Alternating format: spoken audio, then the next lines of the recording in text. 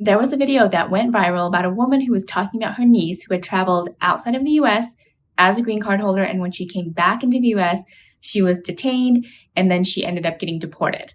I don't know all of the facts of what happened in that case. I am not involved in it in any way, but I wanted to give some information for green card holders who are traveling outside of the US and coming back in. A Customs and Border officer does not have the right to just take somebody's green card away. Now, a customs officer might try to force somebody to sign a document where they are actually giving up their green card, but you don't have to sign that document.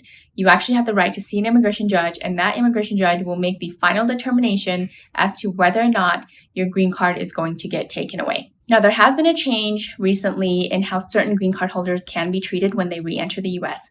So if a green card holder has a removal order, they can be detained, or if a person has the 2-year conditional green card where they filed the removal of conditions to get the 10-year green card, but let's say that the removal of conditions was denied, but that person has a stamp in their passport that allowed them to continue to travel outside of the US, well, that person traveling back to the US could be detained.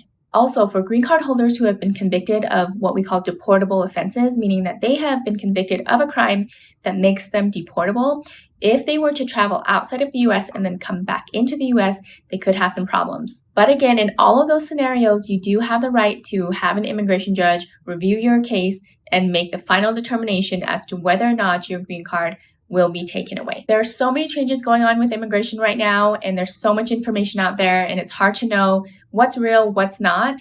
So the most important thing that people need to understand is that if you are presented with a document to sign, whether it's by ICE, by Customs and Border, don't sign it unless you know exactly what you're signing, and even then, you should talk to an immigration attorney to make sure you know exactly what the consequences are of you signing that document. Remember to like and follow to learn more about U.S. immigration law.